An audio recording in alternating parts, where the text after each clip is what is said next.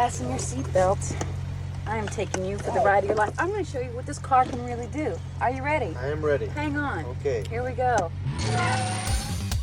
Hold on to your butt. Forget him, kid. To infinity and beyond! It might be a tumor. It's not a tumor. Not a tumor at all. So you can go ahead and ask me what you're going to ask me, and my natural response could be to get offended. Well, fine, let's talk about it. Any thoughts of your own on this matter? But is that your thing? You come into a bar, you read some obscure passage, and then pretend you pawn it off as your own idea just to impress some girl? Just another American who saw too many movies as a child. Yeah, well, that's just like your opinion, man. All right. You're listening to the 30-something movie podcast. One movie each week, 30 years in the making.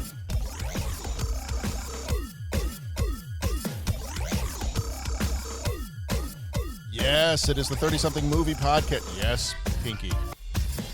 That was going the wrong direction. But it is the 30-something movie podcast. I am your host, John Reed, and I am here with two fellow, are we black belts? I don't know. What are we tonight? What do you want to be? What do you want to be? Black Pat? belts in what? I mean, I have a black belt that I wear if I'm also wearing black shoes and. Oh, you have multiple belts. I have a black and a brown. So okay, that's impressive. We need a YouTube channel for Bo's reaction to that statement alone. we need Bo's black belt in what? Belts in what? Look on his face. Black belts. Well, I tell you what, it was a black belt in tonight. My oldest child had wanted to go to Olive Garden for a very long time, and we had not been. And I think we probably are we'll refer to it as the bulging black belts of breadsticks. There we go. Mm-hmm. There you go. Soup salad and breadsticks. If you want to say a black belt in pasta, I'll give you that. I have. No pasta was necessarily had. We had the soup salad and breadsticks, and emphasis on the breadsticks, and probably reaching about 6,000% of our daily nutritional value of carbohydrates. And there you go. You're breaded out. Yes. So that's what I might be a black belt in now, but I would have to definitely loosen the black belt at this point. There it is. So, how's it going, gents? Quite well, John. How about yourself? Doing good. What about you, Pat? How are you? Man, life is good. Life is good. The family, we're doing the chronological of Star Wars. I think I've kept you guys up to date, so we're working our way through Rebels, and Andor's up next, and we're just loving that as a family. And then Dominic and I are watching through all the Marvel movies, so that's super exciting. And we're just about to enter Phase 3 of Captain America: Civil War. And that's about where Tammy fell out of it too. So she started to kind of come in and watch some of them too. Okay. And it's fun. It's fun watching it with them. You know what I'm saying? Yeah. Especially because they were like, okay, Guardians, interesting, And then, my gosh, that was unbelievable. We just got to Ant-Man, and they were both kind of like, well, okay, Ant-Man. And Dominic's thing was, Dad, do we have to watch Ant-Man? And I was like, hey, just trust me. You'll like it. And his take was, wow, I did not expect that. I really, really, really enjoyed Ant-Man. That was awesome. So it's fun. It's fun going through all that. There are only a few, I want to say maybe 2 or 3, maybe 3 of the Marvel movies that I saw in the theater more than once. Yep. One of those is the original Avengers, and the other one is Ant-Man. Yeah. And there might be another one, but from what I can recall, the original Avengers I saw in the theater maybe 3 times, and then Ant-Man I think I saw in the theater at least twice. Because it was so much fun, and I didn't expect much because the character in the comics, I was like, okay, it's Ant-Man. Yeah. But I went and saw it and loved it, and I was like, okay, I'll go see this again. Yeah. Yeah. My sleeper hit for that was Doctor Strange. Okay. Going to Doctor Strange. I mean, I was like, okay, this will be fun, interesting. And then I am never bored watching that movie. I don't know. I'm a fan, so I liked all the Marvel movies. Yeah. But I mean, Doctor Strange was the one that I was like, okay, this will be interesting. And then, it was, so it's just fun stuff. So I can't wait to work through all that stuff with him. Nice. Yeah. So we've got, actually, I think I'm trying to think of when we're recording this versus when it comes out. Yes. So this one will come out This is Dragon the Bruce Lee story. I don't know if I've mentioned that yet or not. And we do spoil the movies we talk about. So as we get going, we're going to spoil that movie, and we might mention other martial arts or martial arts adjacent movies, and we'll just talk. Oh, jeez. Just maybe. Oh, Pat has like an 88-page PDF that he's created of all the martial arts movies he wants to discuss tonight. So. Yeah, and most of it's just going to be like, dude, this is awesome. Dude, check this out. Oh, check this out.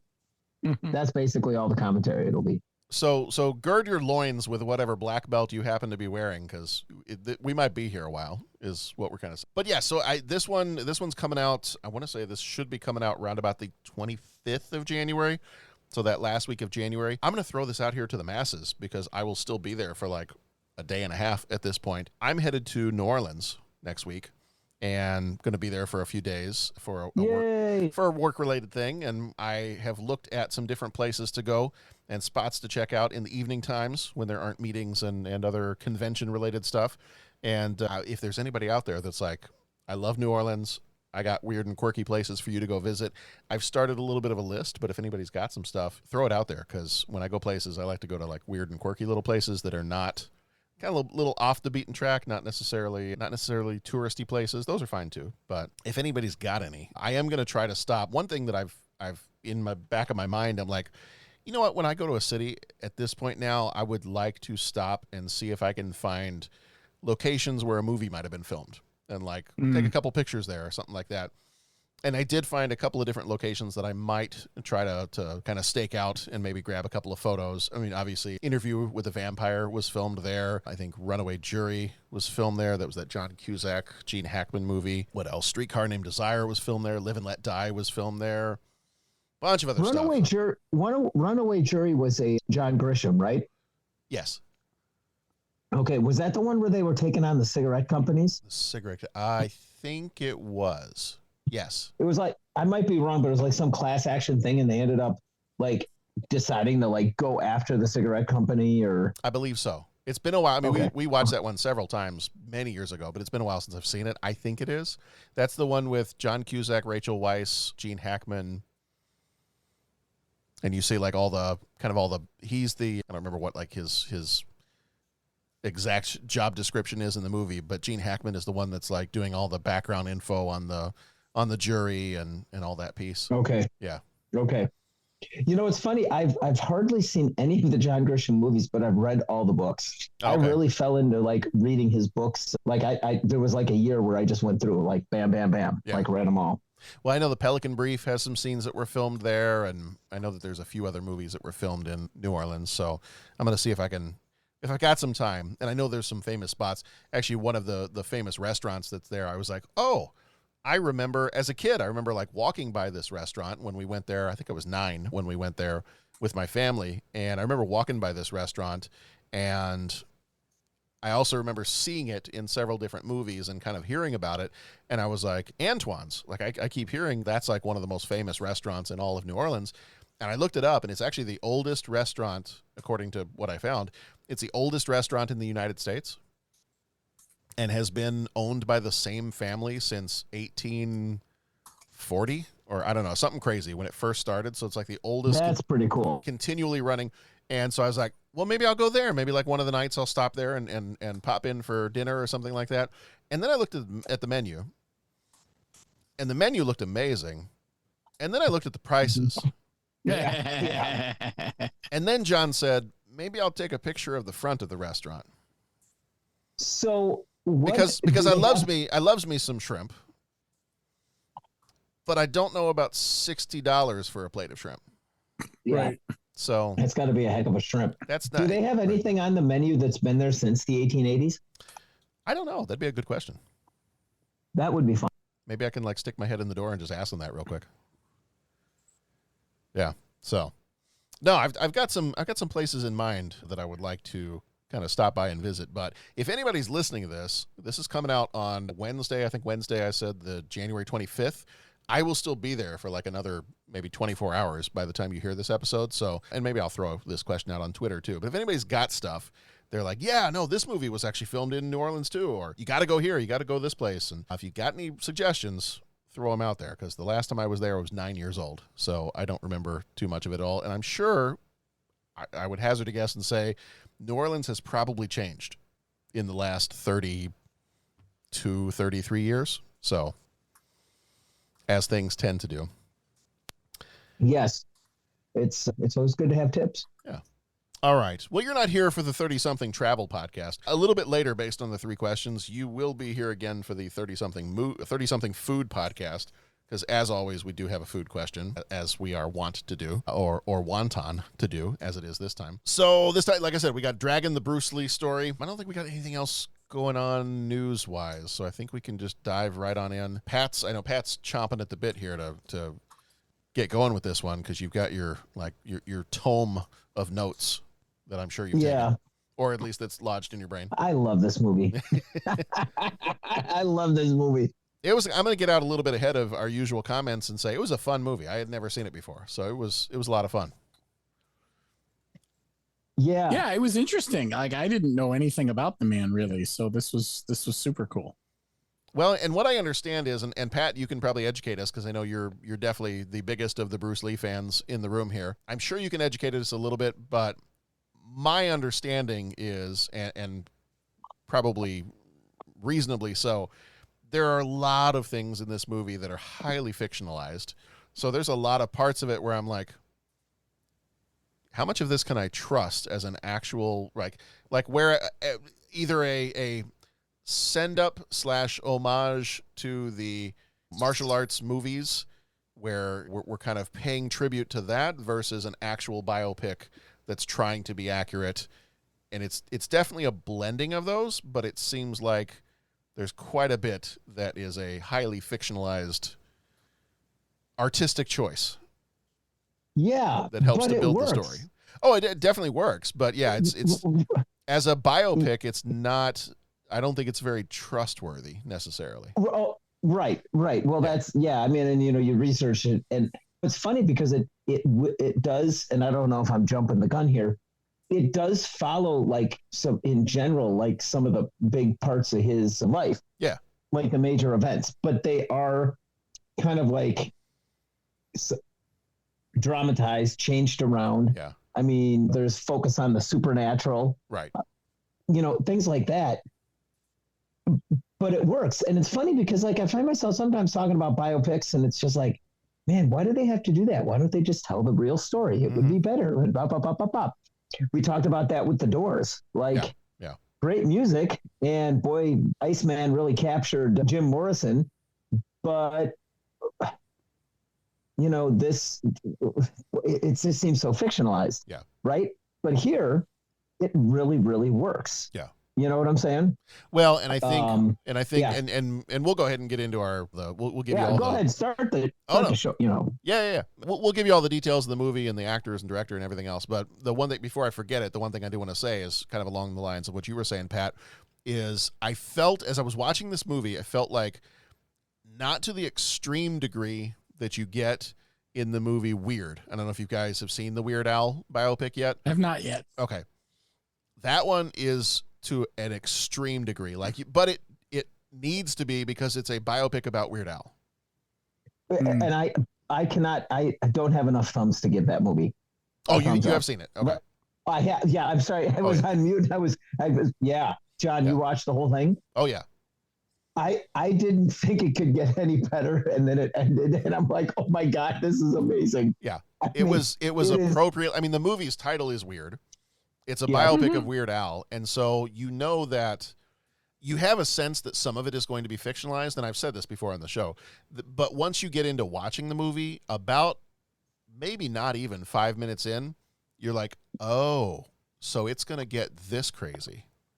Yeah. Okay.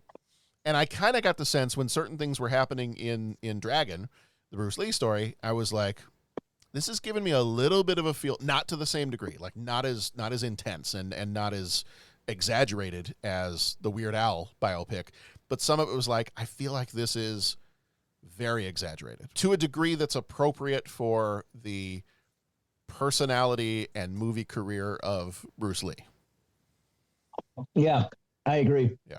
And it's funny, I was going to draw that parallel too. Okay. Well, good. To the Weird Al thing. Well, good. So I think that's one less piece of evidence towards proving that I'm crazy then. There you go. There's plenty out there, but that's one less thing. There you go. All right. Well, here's a little trivia pursuit for you. The title of this one is Dragon, the Bruce Lee Story. Release date was 7th of May, 1993. Actually, oddly enough, the next two movies we are going to be doing are both released on the exact same day. So I believe it's next week's movie is Dave, the political dramedy, I guess we could probably call it, from 1993. Actually also came out on the 7th of May, 1993. So both of these came out on the same day. So Interesting. You'll hear that one next week. This was rated PG-13 with a runtime of 2 hours. A lot less kung fu in Dave. Yes. Just as a quick preview for everybody. Kevin Kline, not quite as much kung fu. Yeah, that makes sense. Yeah. I mean, it could have been cool, but for this one was Rob Cohen. He did Triple X and The Fast and the Furious. Writers for this one were Robert Klaus, who did the book this was based off of. He died in 97. Linda Lee Cadwell, who also helped work on the book and was Bruce Lee's wife. Edward Kamara did the screenplay. John Raffo did the screenplay, and Rob Cohen also helped with the screenplay. Klaus also wrote Game of Death, which is another Bruce Lee's movies that we'll talk about here in a little bit. Cadwell also wrote A Night in Heaven. Kamara wrote Enemy Mine. Raffo did The Relic, and Cohen did a movie called Scandalous. Producer on this one was Rafaela De Laurentiis. The De Laurentiis name should be familiar to anybody who's watched any movies. Rafaela also did the 1984 Dune and was a producer for Sky Captain and The World of Tomorrow. Music was done by Randy Edelman, who did The Last of the Mohicans and 6 Days, 7 Nights. Cinematography was done by David Egby, who did Mad Max and Pitch Black. Editor was Peter Amundsen. He did Pacific Rim and Mortal Kombat. Budget was $16 million. Box office was $63.5 million. Flickmetrics gives it a 68%. Cinema Score did not have a score for this one. Jason Scott Lee, no relation, played Bruce Lee. He was in Born in East L.A. and Back to the Future 2. Lauren Hawley played Linda Lee. She was in Dumb and Dumber and What Women Want. Robert Wagner played Bill Krieger. He was in Austin Powers. He also likes to live dangerously. I don't know if you know that. He was also in Midway. Michael Learned played Vivian Emery. She was in The Waltons and the TV series Dahmer. I think that was the one that just came out on Netflix not too long ago. Nancy Kwan played Gussie Yang. She was in The World of Susie Wong and Cold Dog Soup. Rick Young played Bruce's father. He was in Indiana Jones and the Temple of Doom and 7 Years in Tibet. And Sven Ole Thorsen played the Demon. He was in Conan the Barbarian, Predator, and pretty much every other Arnold Schwarzenegger movie that was in the 80s. All right, so let's see. Let's give you some trivia here real quick. So a few things. The film was directed by Rob Cohen, starred Jason Scott Lee as Bruce Lee. Jason Scott Lee's not related to Bruce Lee, but does share the same last name, obviously. The movie was written by Robert Klaus, who he directed Bruce Lee's final film, Enter the Dragon. Film is based on the book Bruce Lee, The Man Only I Knew, written by Linda Lee Cadwell, his wife. Many of the fight scenes were choreographed by Daniel Lee, also not related to Bruce Lee, but he was a student of Bruce Lee's Wing Chun teacher, Yip Man. Some of the fight scenes in the film were shot in the same location where Bruce Lee's films were shot, such as the Kowloon Walled City. To prepare for his role as Bruce Lee, Jason Scott Lee trained in martial arts for 6 months and even performed many of his own stunts in the film. And I tried to do a little bit of background on this, and I think this may be accurate, but anybody can correct me if I'm wrong here if you know otherwise. Dragon, the Bruce Lee Story was the first major Hollywood film to feature an Asian American actor in the lead role. That seems crazy that 1993 would be the first time you'd have a Hollywood movie. None of the Jackie Chan movies that came before this qualify as that. They're all Hong Kong. I don't know that they're considered Hollywood. Fair enough. So obviously there were some Hollywood movies he was in later, but right. But yeah. Wow, that's crazy. So that would be kind of, if true, that would be kind of crazy that it wasn't until 1993 that we had an Asian American actor in the lead role of a Hollywood movie. Yeah, I mean, it's funny because you think about that in all the martial arts movies, which, I mean, in and of itself, me drawing that parallel is kind of like is a little bit of a stereotyping thing, assuming Asian and martial arts has to go together. Yeah. But I was thinking of it from the martial arts standpoint. I don't think there was a real big Hollywood martial arts movie. I mean, other than like Enter the Dragon before this one. Oh yeah, no. Do you know what I'm saying? Like, because when Jackie Chan, it was, what's the one with Chris Tucker? Rush Hour. Rush Hour. Rush Hour was the first like Hollywood martial arts movie. Yeah. Do you know what I'm saying? Yeah. Like everything else was like a Hong Kong deal. So yeah. Yeah, man. But I mean, the fact that the first Asian star lead. Yeah. I did a quick Google search. I don't know if this is accurate or not. What do we got? Well, so it says here, according to Wikipedia, there was a movie in 1955 called Bad Day at Black Rock. That was one of the first Hollywood movies to feature martial arts. There was another thing that popped up here that said the movie King Boxer from 1972. When I Google searched first Hollywood martial arts movie, it came up with 1972's King Boxer. Okay. So I don't know. Without having done a little bit more research on it, I'm not 100% sure. Now, Chinese films. So they say here, the first ever martial arts film was a Chinese film released in 1928 called The Burning of the Red Lotus Temple. Okay. So Chinese films, they go as far back as the 1920s. Sure. But yeah.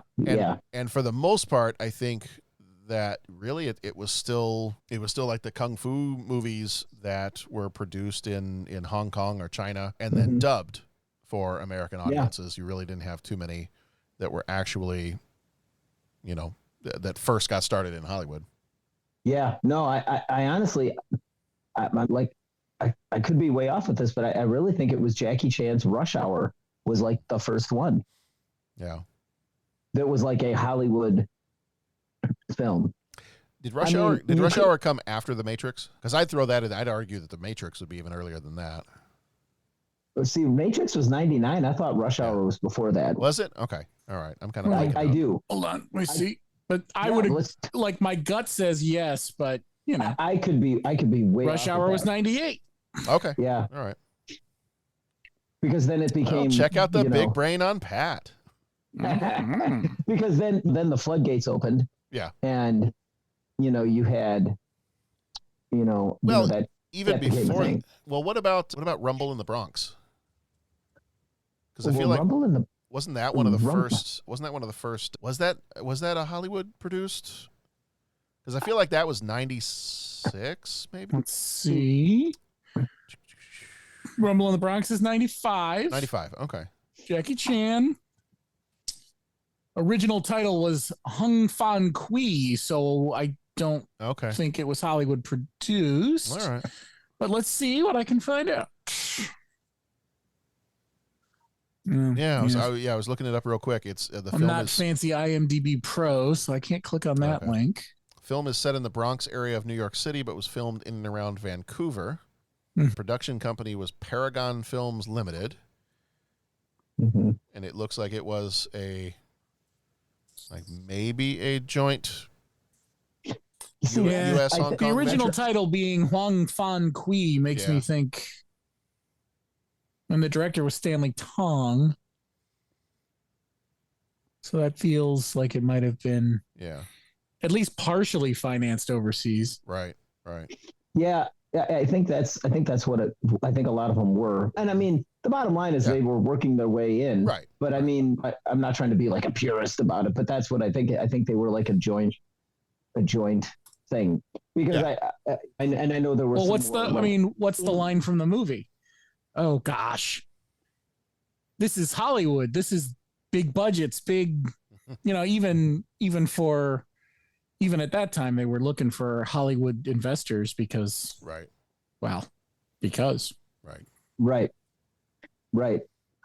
and two, I mean, Enter the Dragon was a Hollywood film. Yeah. You know what I'm saying? So, I mean, going all the way back, and that's what they bring up in this one. So that's kind of was one of the original ones, but that's the thing is that it's a case of just Bruce just went before his time. I mean, you imagine what, and I don't know, it's woulda, coulda, and I don't want to get like what could have been kind of thing. I mean, you don't like to see anybody because it's a loss to his family and everything like that.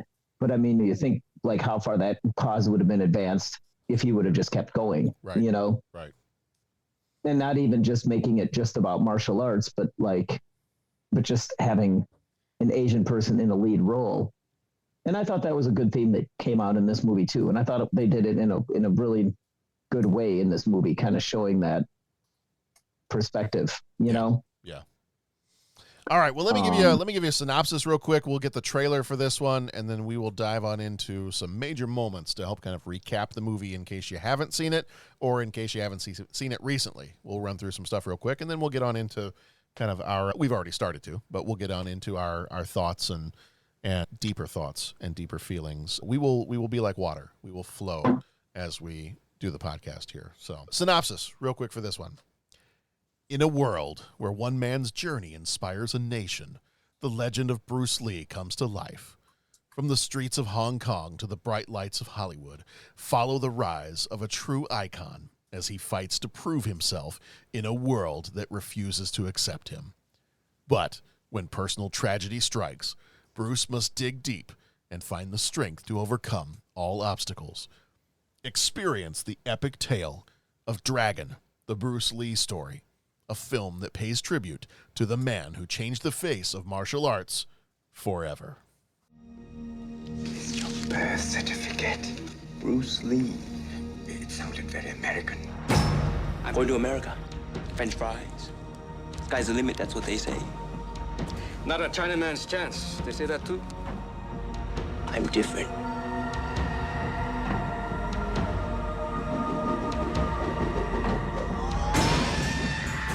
You kind don't understand English. You guys killed my dad in Korea. You think I'm happy to see you in my gym?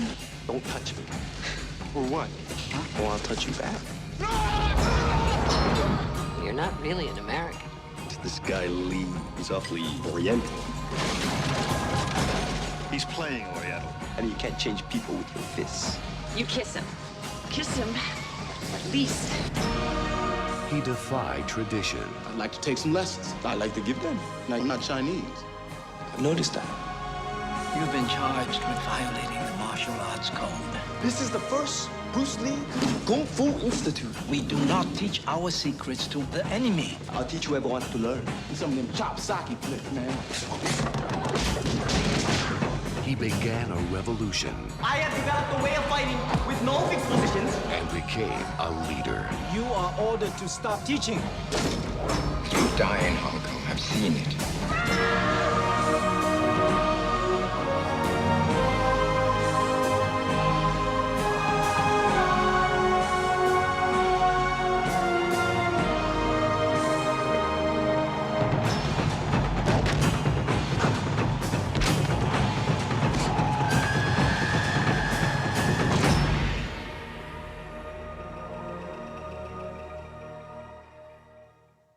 All right, so some major moments in this one. First major moment, I'm calling this, and Pat, you should appreciate this one. I'm calling the first major moment Luck Dragon, the chasing of bullies into a dumpster story, or Ahoy Sailor. So we get the opening scene, and right away we get a really fun fight scene in here when we've got these sailors, and immediately they're harassing some of the Chinese teenagers at this dance, and Bruce steps in. And this is where, much like, and I'm probably going to draw the parallel to this a couple times more. So Pat, you feel free to jump in here as well with some of your thoughts on it too. This is the moment when I knew this was giving me Weird Al biopic vibes, because you start the fight, and immediately as you get into the fight, all of a sudden it's one of those moments where he's getting in the fight, and suddenly his shirt just gets randomly ripped off. Yeah, I know. And he's already, you can tell that underneath the shirt, someone has pulled a groundskeeper Willie moment with the lunch lady Doris. Do you have any grease? Yes, yeah, yes, I do. Then grease me up, woman. So yeah. we had a bit of a groundskeeper Willie moment where he's already very much, he's been oiled up underneath the shirt that got ripped off. And then through that fight scene, a fun moment when then he ends up somehow positions himself so he puts on one of the sailor's shirts while the sailor is still wearing it. Yeah, and dance around. And it's just that was awesome. The ridiculousness of the fight and the ridiculousness of everything that's happening kind of immediately, I think, sets the tone for the rest of the movie. It's like, oh, okay. This is not a hard factual biopic. This is going to be a fun kind of, yeah, there's going to be some true stuff in here, but we're going to throw in a little craziness too.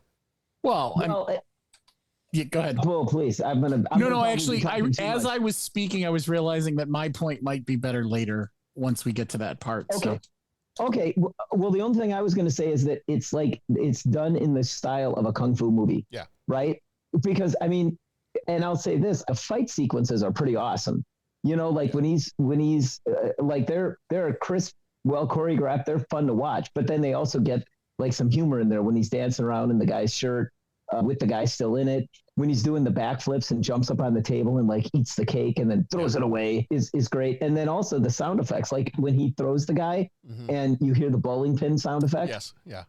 I mean, it's just stuff like that. It just gives it a sense of fun as well as, dude, these are pretty cool fight sequences. Yeah.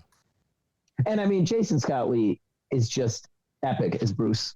I mean, it's so fun to watch him on screen. He's a great leading character. I thoroughly enjoy watching him on screen. Mm-hmm. Yeah. Especially when every scene you get of him walking in is from behind, right? Mm-hmm. And then it's finally right when he confronts the guy, that's when the camera just does like not the 360, I guess, what would it be? The 180. Mm-hmm. Like the camera just comes around and is looking at him. Yeah. That's fun stuff. So we've got a few things as we're going along in these major moments. I'll kind of drop some of these things as well. So some of the areas, from what I was able to find in some of the little tiny bit of research that I did do, was that some of the places where obviously this does diverge a little bit from reality, and it sounds like a lot of Bruce Lee's life we don't necessarily know a lot about, that some of that is still somewhat shrouded in mystery. But a couple of things in here early on in the movie, because our next major moment is talking about as he comes to America, kind of his arrival in the United States, struggles to find acceptance, you know, when he's working in the kitchen at that part of the movie. There are some things where supposedly that is very, very different from the way that his early life kind of took place. Some of the things that I read was that his father was actually a very, very prolific opera singer and had toured, and that's why he had been born in the United States, had toured in the United States, was in movies, that he actually had several siblings, and his mother and father were both alive. And so apparently there was kind of, Bruce Lee himself had been, what I read was that he had been in 20 movies in Hong Kong by the time he was 18 years old, by the time he left for America. So he was no stranger to being behind the camera or in front of the camera. And I want to say too, and you maybe just said this, maybe I misunderstood, but I think he had been to America as a kid and had performed as well. I might be way off on that, but I think there was performing in America. Like he was, that he was pretty involved in performance, not only in Hong Kong, but in America. I could be way off with that though. So no, that sounds pretty close. It sounds pretty accurate to some of the stuff I was reading. So, and I my understanding too is that he was always getting challenged with fights. That he did have a reputation as getting into fights. Yeah. Right. Back in Hong Kong and that. So like the scene with the sailors, well, it was very kung fu movie and kind of making the film, you know, a little bit more of the exaggerated type stuff. And the fight with the kitchen, you know, what was that gal's name? April? No. Yeah, April. Yeah, that guy with the guys out there. I mean, but they did. But I mean, some of the reading I've had is that he was getting challenged to fights all the time. Mm-hmm. And that, and like going ahead to later in the film, like when some of those fights happened actually on the sets of movies, that was a thing that would happen with him, is that, you know, people would challenge him to fights and he'd oblige. Yeah. Yeah.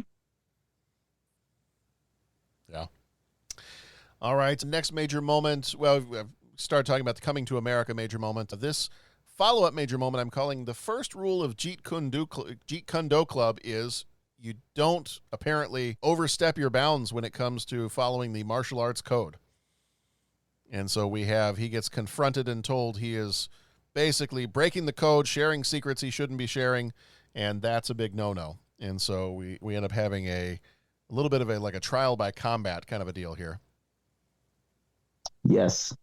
And that's a fun scene when they go into like the underground. And this is another one that I'm sure this whole kind of underground lair, almost kind of like a Coliseum type battle. I'm sure that is definitely very much fictionalized, but a very, very fun fight. I'm sure it was a very underground fight, because if it wasn't, the cops would have been called, but I am sure it was not as an organized underground fight as we saw. You know what I mean? Like it almost felt contrived. Yeah, and that was a thing, probably in the back of a. It's probably in the back of a bar. Yeah. It's interesting because I've talked to, obviously different countries, but I've talked to people that were and studied Korean martial art, and they talked about that was kind of the way, is that like if that would happen, is that, hey, they show up and it's like, hey, we're taking over your school. And there'd be a fight. And if you lost, they took over your school. Yeah. And if you won, that was kind of the way. And again, I don't want to assume that just because that was like in Korea, that's how it was with China and that tradition, but that was kind of an aspect of who are you going to teach and all that kind of thing. Well, it's how it works in Cobra Kai. Yeah, here it is. And I will say that the famous fight where Bruce Lee, that they show in this one, where it was the underground layer, supposedly, because I think Linda Lee had have been there as well, but supposedly the fight didn't last as long as what they portrayed, and what basically consisted of Bruce chasing the guy around because the guy just wanted to get away from him because Bruce was such a ferocious fighter. Is the guy just tried to get away, and Bruce chased him down and basically finished the fight, and it wasn't as close as what they portrayed. Definitely he didn't get injured at the end of it and all that kind of thing. However, when he got done, they did say that he was inconsolable, and what upset him so much was how long it took for him to finish this guy off, and that he had to chase him down, and that it took so long. And that you kind of get aspects of that in there, and that's when he started to really like say that, well, this traditional fighting and the traditional forms and this moving from the set stances and all that kind of thing is outdated and doesn't have application in real life, right? Which is kind of always the big debate with martial arts now, is that, okay, well, if you're learning these forms and you're learning all this, how does that apply to real life on the street? Which then was kind of like why the Gracies started Ultimate Fighting and all that kind of thing, which is a different discussion for a different podcast. But the point is that there were elements of truth of what they showed, but the fight wasn't anywhere near as close or as that. But Bruce came out of that, and that's where he was like, man, and that's where he started to develop Jeet Kune Do with the idea that there were no forms, and it was basically more just fight oriented. And he started to study boxing and wrestling and fencing and just basically any kind of fighting he could, because that was his idea, was to come up with something that would have application on the street. And that did upset him, was, man, this just took too long. It shouldn't have taken me this long to finish this guy. Yeah. Well, in the movie, he gets his back broken in the fight, and that supposedly never happened at all in his life. And the other fight later on that he has with Johnny's son never happened as well. In fact, one of the things I read was that Johnny's son actually, he went and he sued the producers because he was upset about how he was portrayed in the movie. So clearly a lot of that was a fabrication for the movie itself, but yeah, still getting at the idea of like some of his struggles. I think a blending of some of the legends behind his struggles into a entertaining American kung fu movie. Yeah, well, they're making it's a great martial arts movie, right? And that's what makes the movie so fun. Yeah, I mean, and I think it's a real like love letter to Bruce Lee and what he stood for. Yeah, you know what I'm saying? So, like I said, I'd be upset if like my name was in it. Like you mentioned that the one character sued, like, hey, I don't like my portrayal. Yeah, that's unfortunate. But I mean, as far as making Bruce Lee seem larger than life and awesome fights, and like you said, the cool underground layer where the fight takes place. I mean, that's just. You want to say, dude, that's like right out of a movie, so. I guess it looked like Conan the Barbarian is what it looked like. Right? Actually, you know what it made me think of? There's that scene, and unfortunately, the movies sort of blend together in my head, but there's a scene in one of the Blade movies. Yes. Where he walks into like this concrete underground space, and it felt like that to me. I was like, oh, that's weird. Yeah. Yeah. Yeah. And for all I know, they shot it in the same plate. You know what I mean? Like, yeah. Right.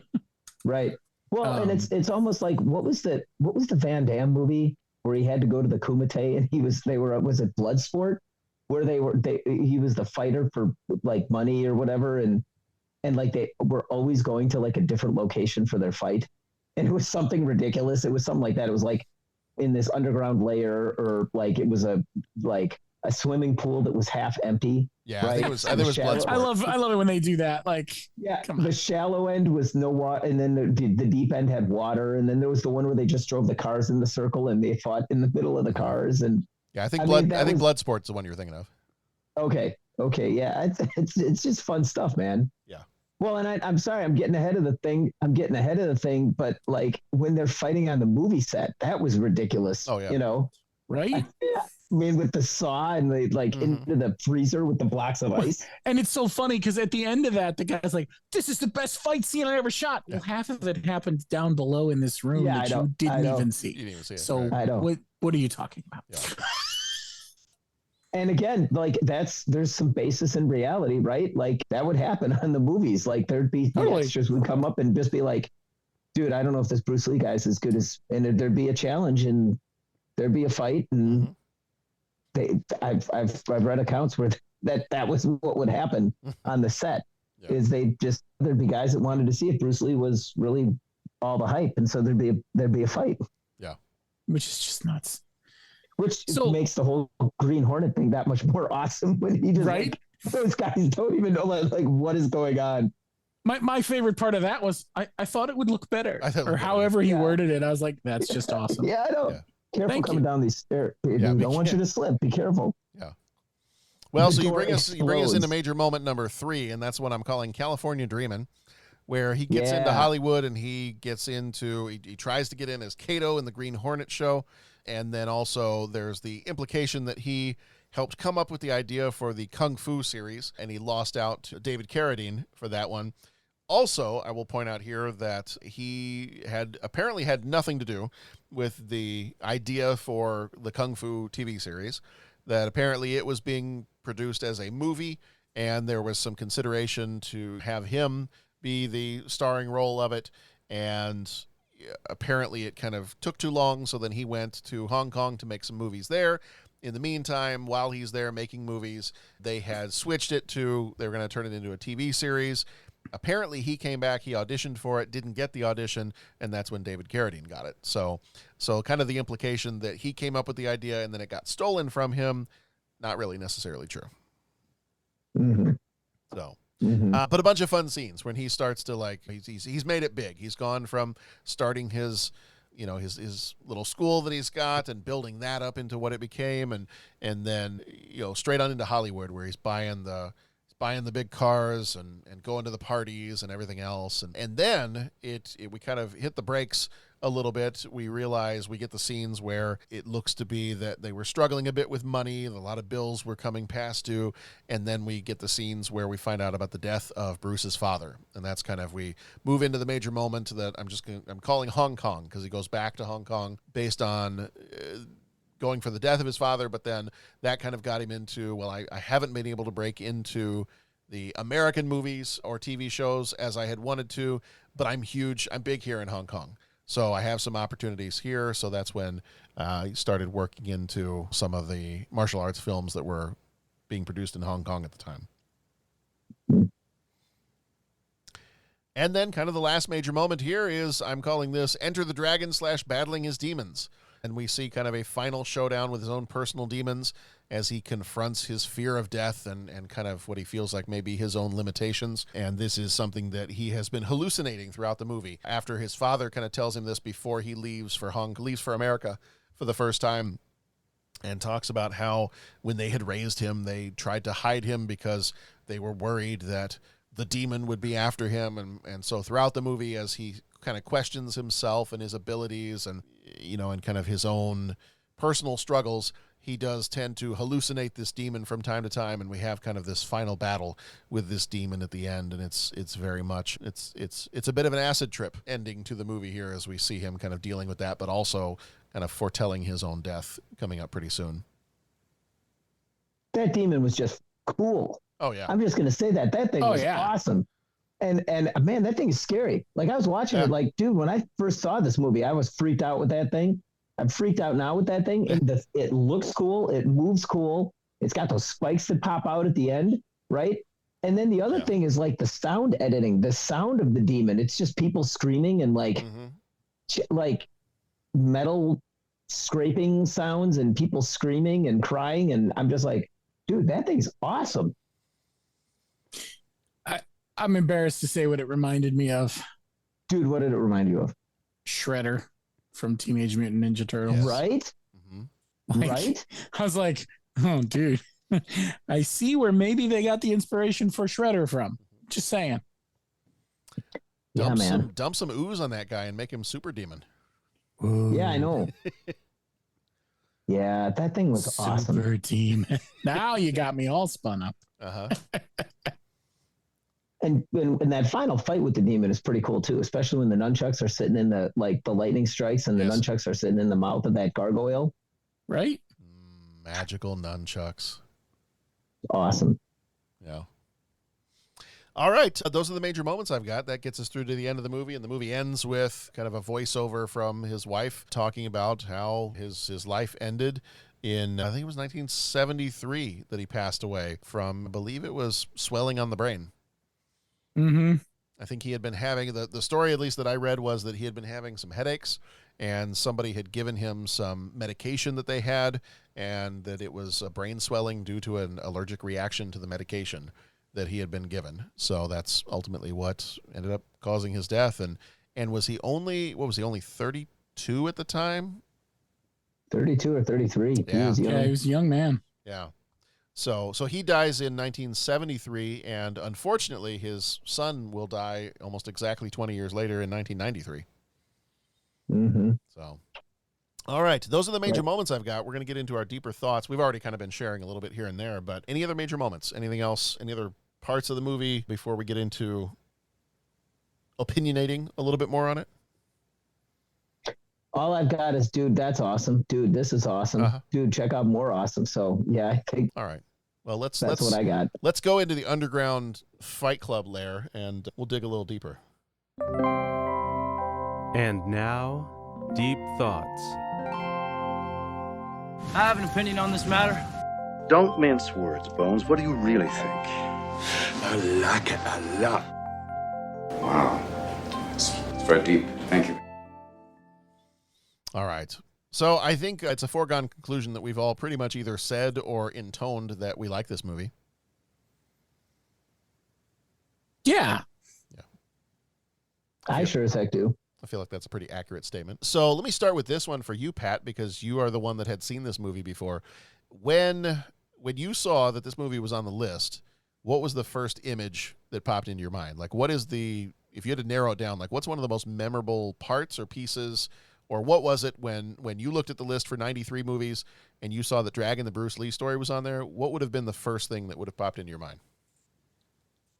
I have seen this movie so much. Yeah. And I watched this movie, I think the week it came out. I know my buddies and I went and saw it in the theater. So maybe the whole movie popped through my head. Oh. Like, honestly, I wish I could narrow it down. Like, I mean, that awesome cover, like the cover, like it looks like the rising or setting sun and he's doing like that jumping kick on it. Maybe that's like the image I think of when I think of this movie. That demon, right? And him fighting the demon would be one that comes to mind. It's hard for me to narrow it down just because I've seen it so much, like literally the whole movie pops in like through my head. Yeah. I'm sorry about that, man. No. Bo, now that you've seen it, what do you feel like is one of the most memorable things about this movie? I think it's that fight scene on the movie set. Like when that guy tracks him down and they just go at each other. It's hard to pick a memorable fight from a movie like this, but that one sticks out in my head, I think, more than the rest. Or maybe the moment when he looks at his wife and goes, "Don't go far, honey. This is going to be over in 60 seconds." Like, that's awesome. Yeah.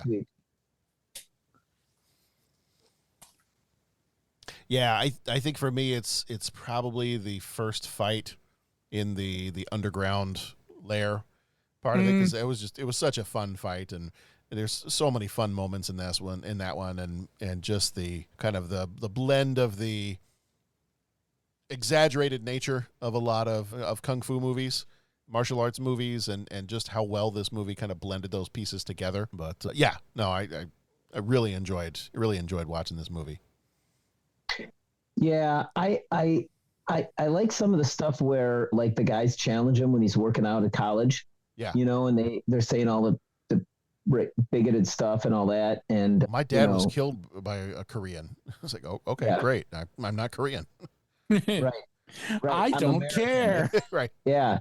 And he says, I'm American. I thought the way they handled that was great. That he just like wanted to change that image. I thought that was awesome. I mean, the way they showed the perspective switching, where they go to the movie and she's laughing, and all of a sudden the camera pans over and she realizes that she's laughing at a character basically making fun of the Chinese, right? And he's just sitting there, he's just like not laughing. She's like, let's just get out of here. Yeah. But what I love is that like after he whoops those guys, like he's walking out and a bunch of them run up and they're like, hey, no, can you teach us that? I'm like, dude, that's awesome. Yeah. And I would like to take some lessons. I would like to teach you. Yeah. Yeah. Yeah. I thought that whole thing was pretty awesome. Yeah. Pretty awesome as well. The stuff with the Green Hornet was great.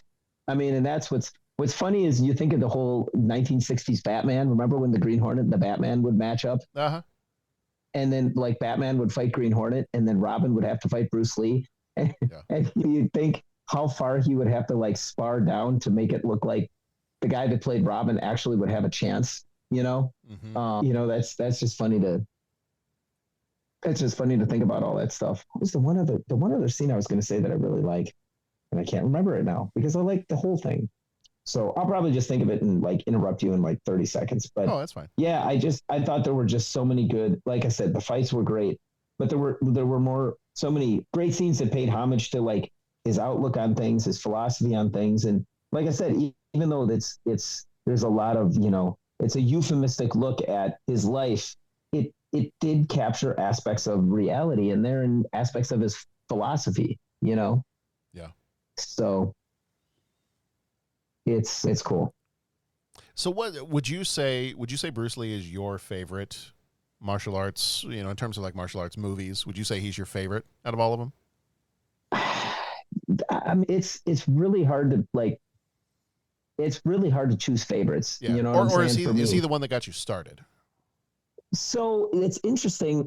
Yes and no. I mean, for me, yeah, like you grew up, you always knew Bruce Lee, and I remember watching all his movies. I remember when this came out, because my folks weren't really into movies like that. So I'd check out, what was it? It was Saturday mornings. There was like Samurai Theater on Saturday mornings on one of the channels around Chicago. Yeah. I remember checking all that stuff out or, catching that. But I remember this movie really kind of was like, oh, wow, I better go check that out. Enter the Dragon, and that's when I started really watching those movies.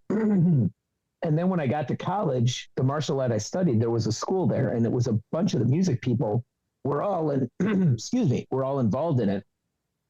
So that was kind of like, well, if half the music department is studying this martial art, you get involved. And then it was when The Matrix came out. I remember seeing The Matrix and like walking out of the theater and doing two things. One, looking at the guy next to me that also studied that, the Harango studied the martial art that was being taught up at our school. And I'm like, okay, well, I'm coming to class on Monday. And two, I bought another ticket for The Matrix. So it was kind of like a combination of things that did that. But yeah, like all the Bruce Lee stuff was definitely on repeat play. And I mean, Jackie Chan, that guy is just amazing.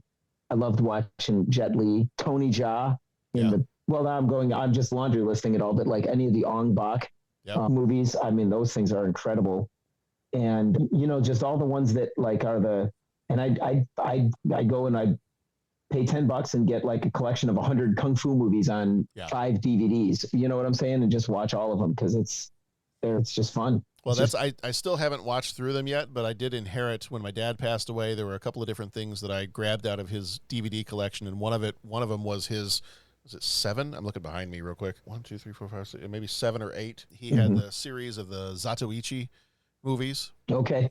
And I was like, and he loved watching those. Like he'd watch those he'd repeat watch those pretty regularly. Right. And so I grabbed those. I've got them back over here. I just haven't really had much of a chance to watch them yet. But yeah, there's so many fun movies. And I remember same thing. I remember like I'd be flipping around on TV and there'd happen to be, I wouldn't even know what they were called. There just happened to be something on TV and I'd catch it like in the middle of a fight. I'm like, all right, I'm watching the rest of this then.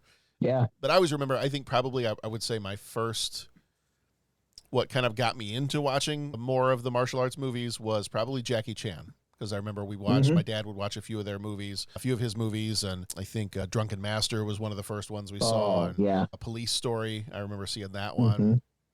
And so that was probably Jackie Chan was probably my gateway into the rest of, then catching some of the movies of like Donnie Yen and my dad loved Crouching Tiger, Hidden Dragon. So the scenes the scenes with Michelle Yeoh fighting the sword fighting in the dojo. Yeah. No. Bo, what about you? Did you have a gateway into kung fu movies and martial arts movies? It was probably Rush Hour and The Matrix for me, really. Okay. Yeah. I may have seen stuff before that only because I know I've seen some of those old school dubbed kung fu movies, but I can't tell you for sure if I saw them before Rush Hour, you know? Yeah. That might have been the thing that spurred me to check those others out, Yeah. But you knew of their existence because there was all the spoofs of them and whatnot. So it's hard to really say for me, I think. Yeah. I think too, is that when you look at like, we were talking earlier, well, was this a joint project? Was this, like an actual Hollywood martial arts movie and all that? What's interesting is we're talking the late 90s where Rush Hour really made that happen. And then like The Matrix. And then you had Jet Li was in Lethal Weapon 4, right? And that brought that aspect, martial arts into it. And then it was like after that became the thing where like whenever you were doing a film, you had like the actors many times would go through like extremely rigorous, I'm studying martial arts for 3 months.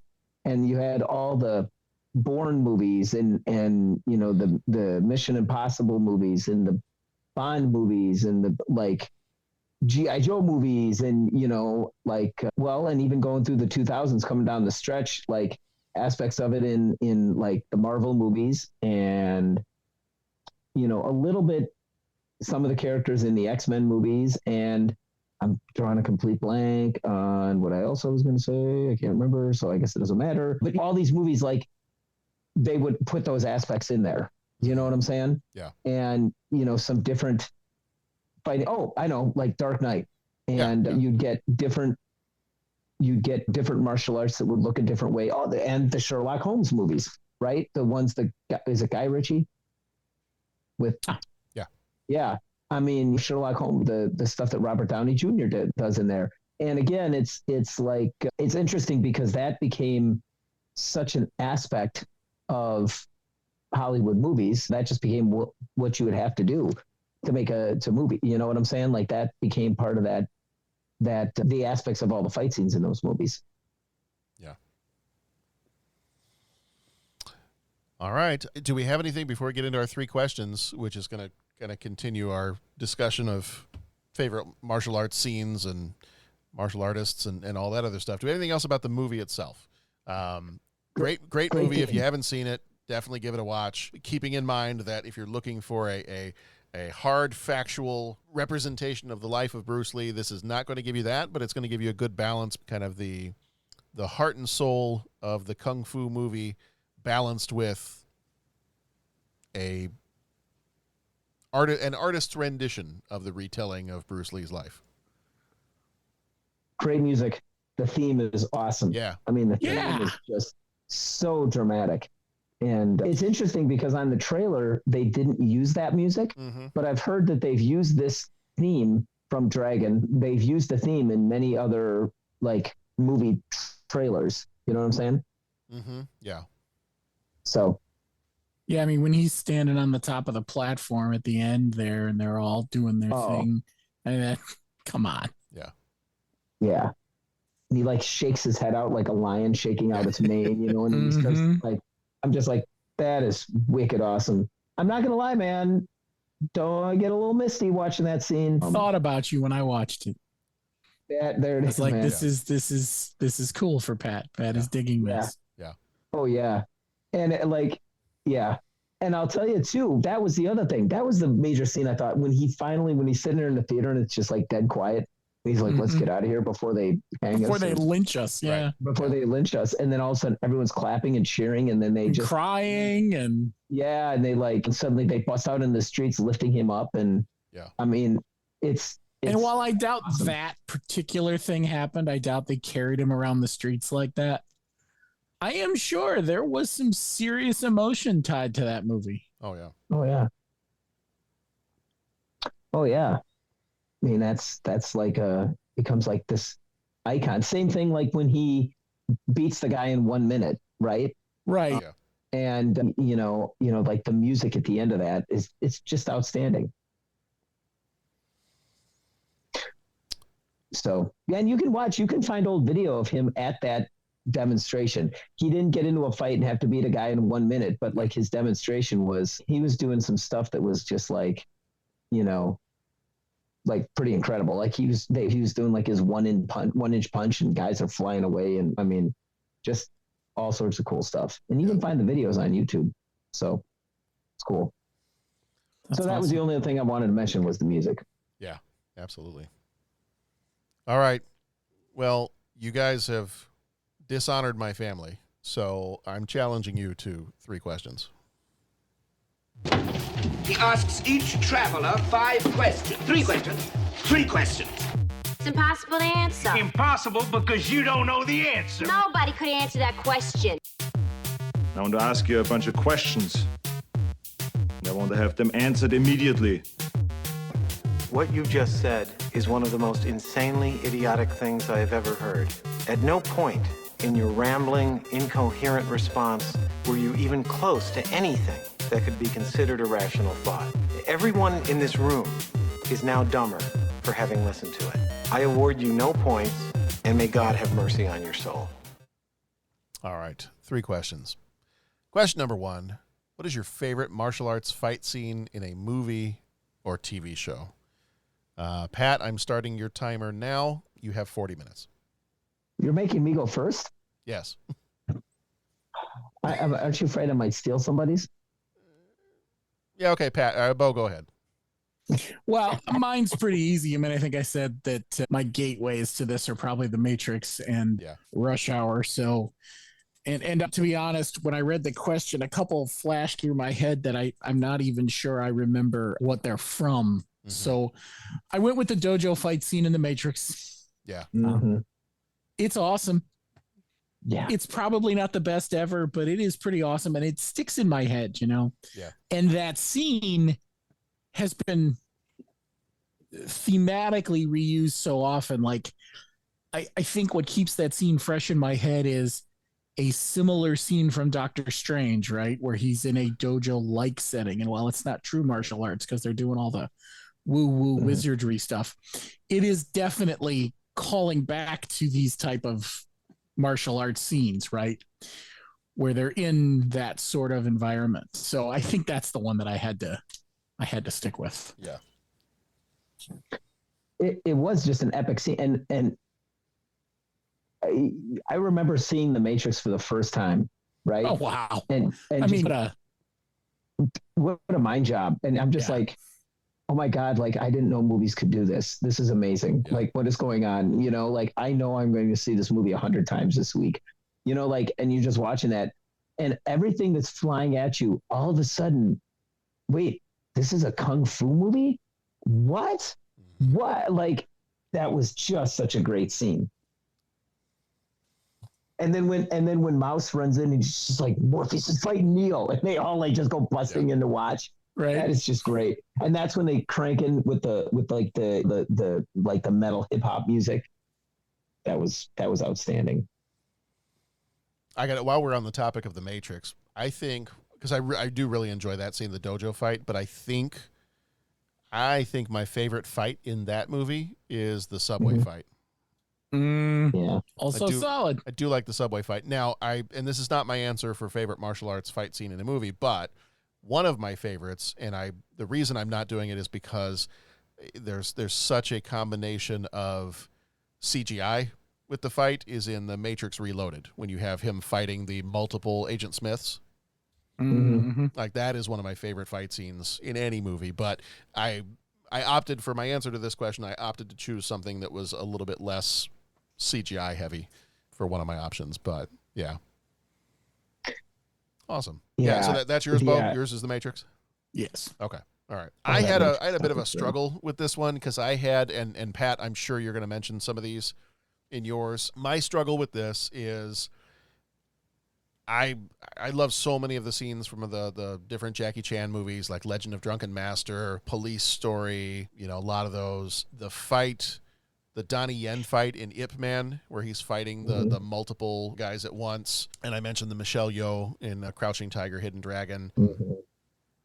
I think, oh, man. I was going to say the mall fight in Police Story. Because having grown up on the Blues Brothers, I do love a good fight that can also destroy a mall in the process, along with car chases that can destroy malls in the process.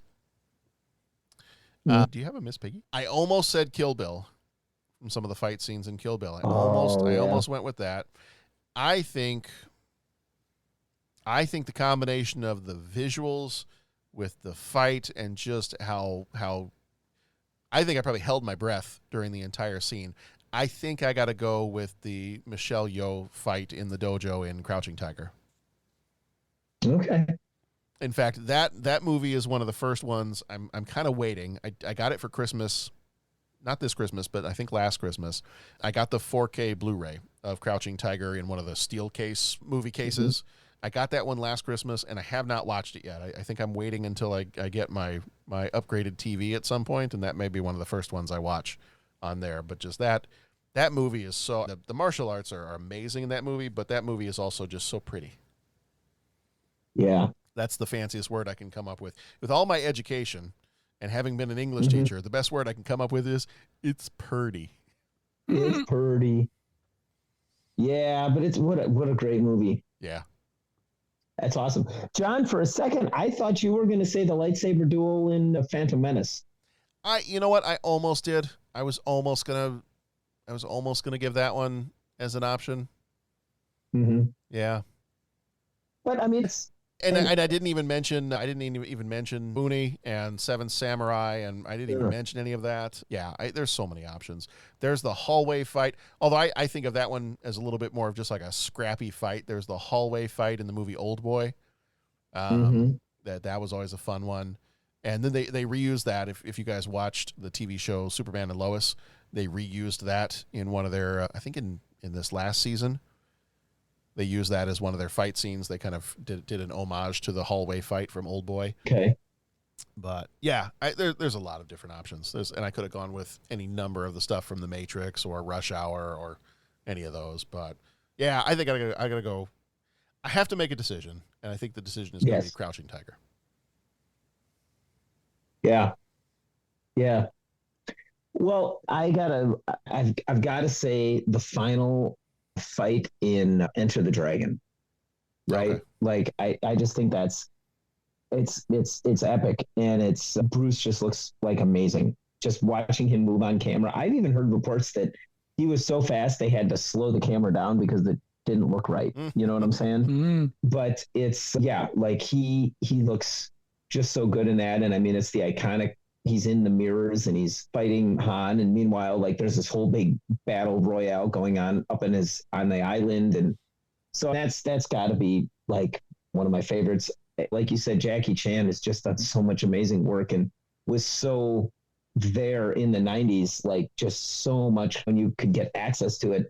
The Legend of the Drunken Master was an amazing film, and the final fight in the smelting plant is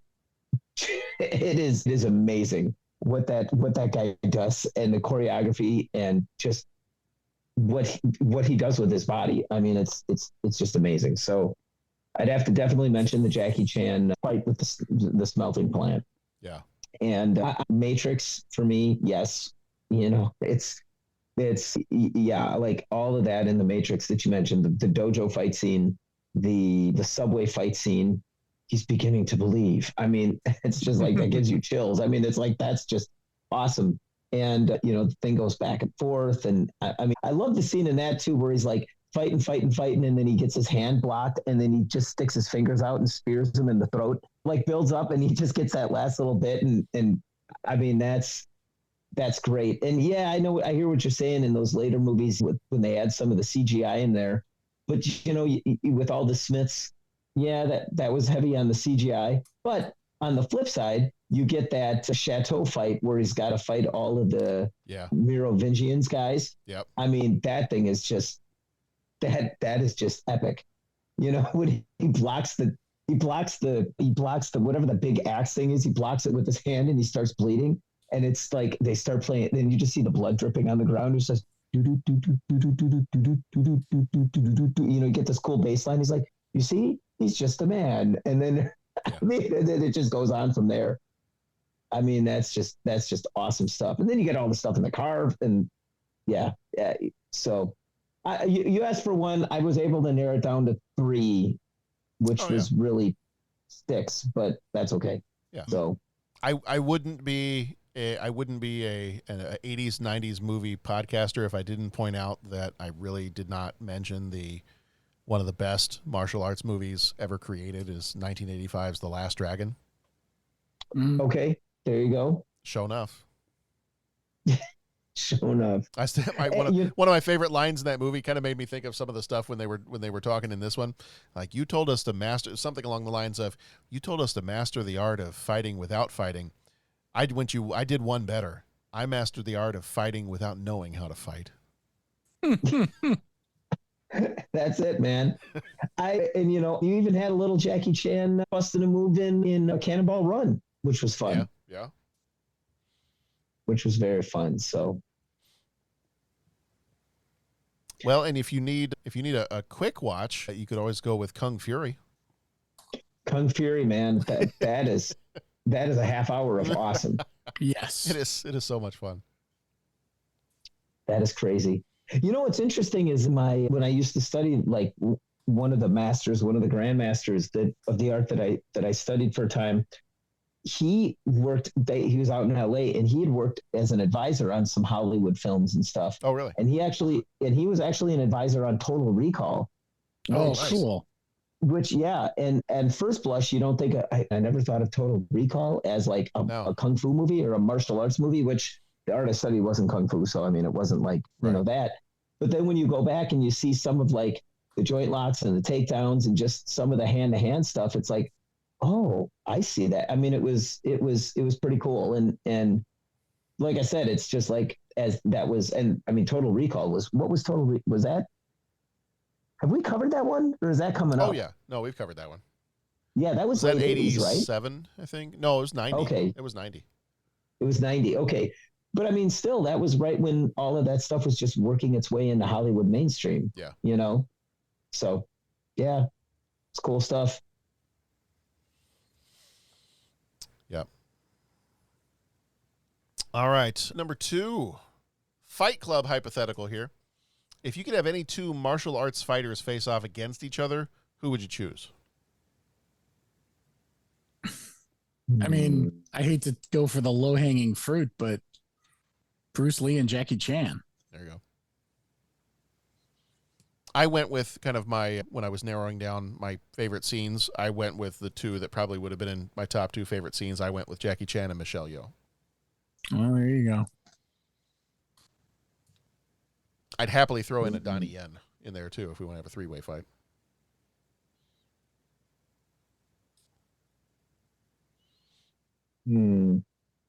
Pat, how long did it take for this question to melt your brain?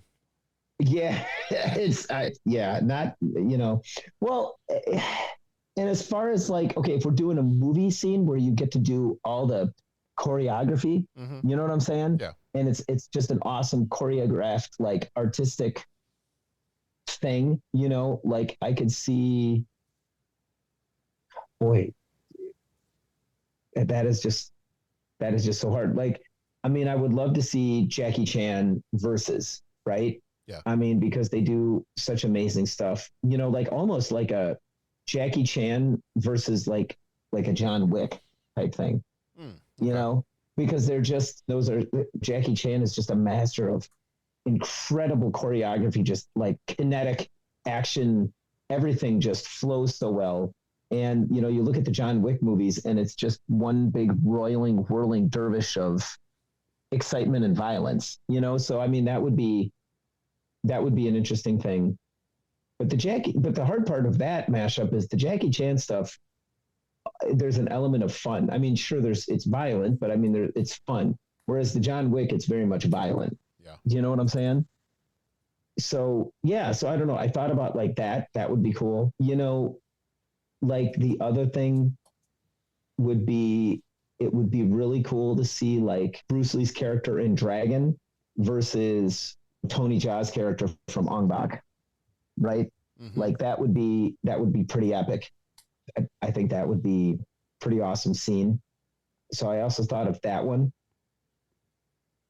But then like in reality, like seeing like what would this fight really look like? I mean, that's kind of like what they are doing with like UFC, right? Which was the whole my basic understanding. And any stuff that I'm saying on this podcast, man, there's plenty more knowledgeable people out there. Like feel free to like email in and set me straight if anything I said was malarkey. But my understanding of like the original Ultimate Fighting Championship was the Gracies trying to prove that Brazilian Jiu-Jitsu could stand up to any martial arts and all that. And that was kind of originally what they were trying to have, is like the different martial arts kind of all coming together. Yeah. And in that sense, I would really, that's where you get to see this play out. You know what I'm saying? Yeah. Because you get to see these guys and gals that train basically just in fighting, right? And it's not any one set style, but it's just everything possible just to be the ultimate fighter, right? So in that sense, I would really have enjoyed to seeing if Bruce Lee were alive today, you know, what would that take be on the Ultimate Fighting? I would have to imagine that he would think it was, I would imagine he'd be incredibly positive on it, because that's exactly what he was talking about, where he didn't want to rely on any one set form. He didn't want to rely on any one set way, which is why he came up with the whole philosophy, be the water, which looks great on a t-shirt. And I've got plenty of those t-shirts, but like that was the whole basis of his philosophy on that, was you don't want to have form. You want to just be able to be whatever your opponent isn't. And so I would imagine it would be great seeing him go up against like someone in like a UFC type fight, which according to the stories happened all the time on the streets of Hong Kong and on sets and movies and all that. Like he'd get challenged for fights. Yeah. But you know, we don't have it recorded, you know, like the director said, that was the best fight scene I've ever shot. Yeah. He pulls the tears it out of the camera. So anyway, sorry, man. There's my like long answer to your question. Oh, not at all. No, you actually gave me time to think of another really great example of two people I'd like to see fighting. All right, man. I'm going to throw this one out there. I would love to see Jackie Chan fight Rowdy Roddy Piper's character from They Live. That's outstanding. I want to see that ridiculously long fight in the alleyway next to the dumpsters and everything. I want to see that fight, but Jackie Chan and Rowdy Roddy Piper. Mm-hmm. Mm-hmm. Solid choice. I have come here to chew bubblegum and roundhouse kick. Mm-hmm. And I'm all out of bubblegum. That's right. All right, question number 3, final question for this episode. What is your, because of course we always devolve into a food podcast. Question number 3, what is your favorite food to order at a Chinese restaurant? Whether you're staying there or it's a buffet or takeout or whatever your options are. What is your go-to item that you always have to get? Beef and broccoli. Mm-hmm. Good choice. Good choice. What about you, John? A lot of times I always enjoy a good cashew chicken. I didn't realize that was, a lot of my family lives around Springfield, Missouri. I did not realize that dish actually started in Springfield, Missouri. Oh, interesting. There you go. Yeah. So a lot of times I go for that one. I think, though, the one that I might have to get every single time would have to be a good veggie roll. Good spring roll. There it is. Nice and crunchy. The mutton is nice and lean. Mutton in a spring roll, huh? Oh yeah, sure. Yeah. They're so perky. Yeah. The spring rolls are good. And did I totally interrupt you, John? No, go ahead. Okay. Spring rolls good. Like I love the pot stickers too. Yes. Yeah. And okay, so this is a big thing in my house, so I have to ask: boiled or fried? Do you like them soft and dumplingy, or do you like them more crispy? I always get the top dumplingy and then the bottom crispy. Okay, but you do like a little crispy. I know some people do crispy, not yeah. like it when they're crispy, and I think they're insane, but I can't help those people, you see. Yeah, you can't. There's only so many power cords that you can hand out. Right. Exactly. I do like a little crispy on there. Yeah. Yeah. But I like a little burnt on my toast. I like a little char on stuff I grill. Yeah, you want a little bit of texture, something going on, you know? Mm-hmm. Yeah. As far as like a full dish, I mean, I'd like to have some rice and just usually like a little bit of tofu or something in there, but then like all the vegetables. You know what I'm saying? Yeah. Like I always scan down, and if it's like something with a vegetable or two, I like all the vegetables in there, and it's got to have a lot of spice. I love spice. And there's times, and go ahead. I'm sorry. No, please. Well, I was going to say too, and I mean, like, I'm not like super hardcore spice, because I know there's like people out there, you know, some of my friends from Texas, John, that can eat spice and hot wings that, like, you know what I'm saying, would just be like, yeah, I got to top out. Like there's a limit. Like, and I am fine admitting that, but I do like some heat. And it's funny because like there's times that I will go to a restaurant and ask for like the spicy dish, and they won't believe me. Do you know what I'm saying? And there's been a couple of times that I've gone, I went out to dinner with Jason Kao and you know, former host on the pod, and we went to an Asian restaurant and we ordered, and this one had levels of spice, and we both ordered the same level, and mine was positively mild, and he was sitting over there sweating and like drinking tons of water and all that kind of stuff. And he actually told a story that when his brother and a friend of his go out, they actually have to order for each other because they always assume that he wants more spice than he really does. And then his friend who is not Asian can't handle the spice or doesn't like that kind of thing. So, you know, that's kind of a funny story that we've noticed going to various restaurants, but I always like a little heat. Yeah. So I found, slightly off topic, but ordered something the other day that was a new spicy version of something I've ordered 100 times. Yeah. And I thought arrogantly, the spicy version, I mean, it'll have some kick to it. This will be good. Wow.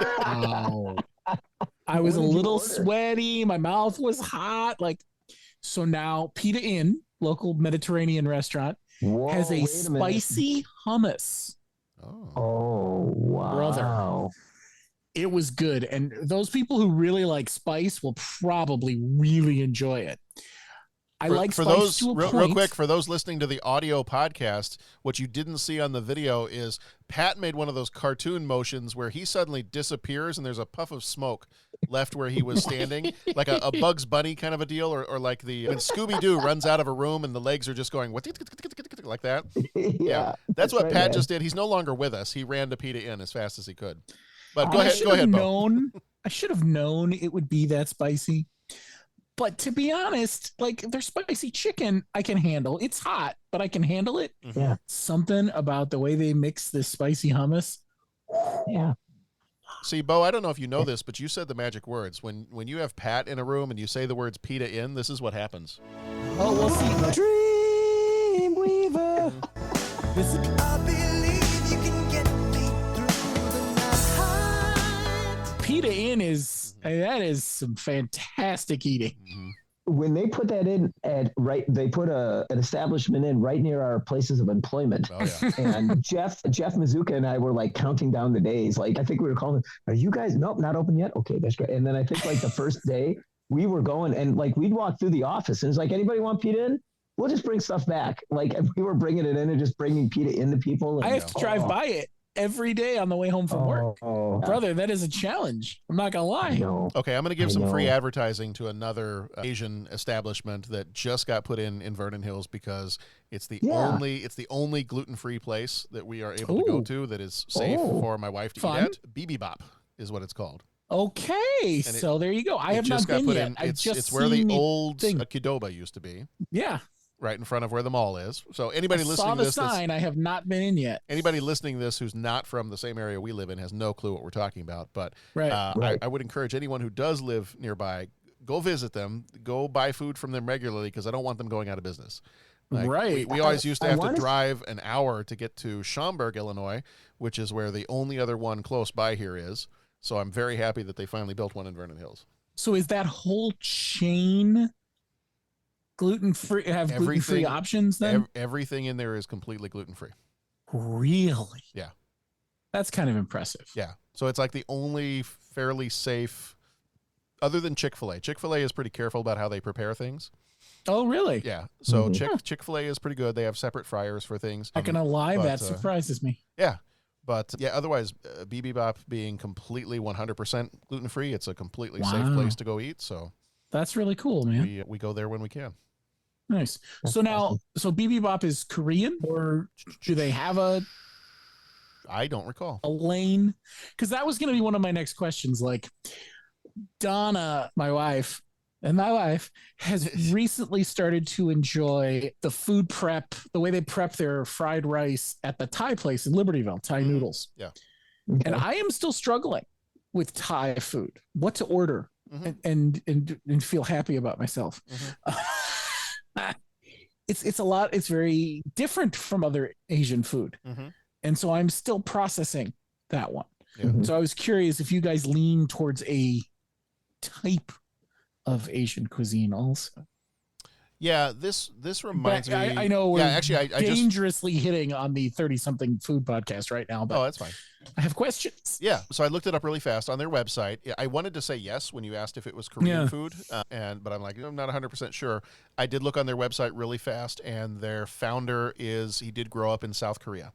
Okay, that's what I thought because I had read about it when it opened, but it's very much a vibe. About 20% these days. Yeah, I mean, it's very much a vibe of like if you've gone to Chipotle. And you that's what I heard. One of the guys from work went recently. Yeah. And he came back and that's exactly like word for word what he said. Yeah. It's like Chipotle, but for Asian food. Mm-hmm. And it's good. It's really good stuff. Yeah. Yeah. I got to check that place out. I highly recommend anybody go because we don't want them going out of business anytime soon. Right. It's hard enough to be a restaurant anywhere right now. So. Yeah. With food prices being what they are. Man, maybe you have to make a run there. Well, and we're going to be over at the district office on Wednesday for some all-day training fun, and you get a little bit of an extended lunch break. Maybe we'll head there. Why don't you let me know when you're taking your lunch break? Because maybe I'll sneak over with you. I think that is a plan. Yeah. I think that's the plan. There's some really good restaurants up and down the strip there. Oh, there are. And different, like, I know there's a number of Korean places. I know, like, just even going into Mudline, there's a bunch of sushi places. Yeah. Well, speaking of sushi places, the other thing we've been really happy with lately has been Sushi Thai in Vernon Hills. Oh, I have not had that. Okay. I do love sushi. And then you said there's a Thai restaurant in Libertyville, so that Thai Noodles Cafe. Okay. I have to agree with my wife, and not just because she's my wife, but their fried rice is very good. I'm just struggling branching out. I think the heavy peanut influence, while I don't mind peanut, right? I think the sauce and I are still negotiating. Yeah, still working. Yeah. I'm just writing down everything that everyone is saying. Hunger. Food. Food. All right. Well, before we wrap up this episode and go get something to eat, I did want to point out very quickly, because I always like to throw out some little shout outs for any of our other buddies out there who are doing some podcasts. And Pat, you had mentioned kind of a little bit ago about Total Recall. So I was going to point folks back to our episode that we did on Total Recall, which is all the way back in June of 2020, episode 302, titled "It's Not a Tumor, It's a Tracking Device." Was our episode on Total Recall, which we did in conjunction with our buddies from the Surely You Can't Be Serious podcast, Jason Colvin and D. Graves. They visited as guest hosts with us on that one, so I can give both us and them a shout out at the same time. So if you head over to 30podcast.com and look up in the search on there, if you look up Total Recall, you will find episode 302, Total Recall, with the guys from the Surely You Can't Be Serious podcast. All right. Well, that's going to do it for this one. Thank you, everybody, for listening. We are at, like I said, 30podcast.com is our website. If you want to find us on the social media stuff, that is 30, the number 30, podcast. We are at 30 podcast. What do we got coming up here? We've got, over the next little bit here, we've got our Patreon episodes. If you're joining us over there on Patreon, you get a lot of great bonus stuff. For February, which is our next month coming up, our Patreons are favorite love songs of the 80s and 90s. That's our full episode. And then I'm doing a couple of quick little Patreon shorts. They're about 15-ish minute episodes. I'm doing one on Staying Alive from 1983, the sequel to Saturday Night Fever. If you haven't heard of or seen that one, go check it out. I will say, somewhat embarrassed just a little bit. I have seen that movie an inappropriate amount of times. And I can't even tell you why.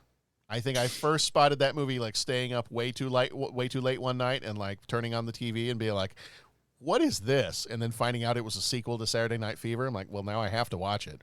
And then for some weird reason, I've seen that movie maybe at least 10 times. I don't know why. I'm not sure anybody should have seen Staying Alive more than 10. Well, I'm not sure anybody should have seen Staying Alive more than maybe like once or twice. You are a very strange man, John. I'm not gonna. I do have some issues. Yeah. So one of the Patreon shorts will be Staying Alive from 1983. The other one will be The Dead Zone from 1983. So I'll throw some of those out there. And then our next month for February, our theme is What's in a Name? So all of our movies have names in the title.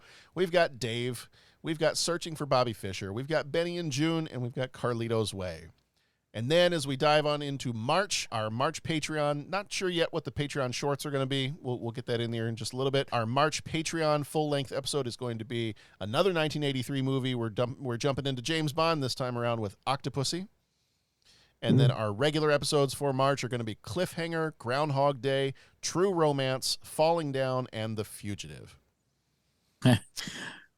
I didn't kill my wife. I don't care. I love that movie. If I remember correctly, I think that month the theme for that month is titled One Bad Day, where all these characters are just having a really bad day. So, all right. Well, as always, gents, thank you so much for being here with me. I enjoy talking movies, and especially talking movies with the two of you. Thank you, John, for having us, as always. Yeah, thank you, John. What a great movie this was to talk about. All right, folks, if you have not watched this one before, Dragon the Bruce Lee Story, go check it out. It is an awesome movie. It's got some great tributes to the martial arts kung fu movies that we love so much. So definitely go check that one out. And then any of the other movies we've talked about here, Jackie Chan, Bruce Lee, Michelle Yeoh, the Matrix movies, any of those. If you haven't seen them or if you haven't seen them in a while, go check them out. But be excellent to each other, first and foremost, and go see some good movies. We'll see you back here next time.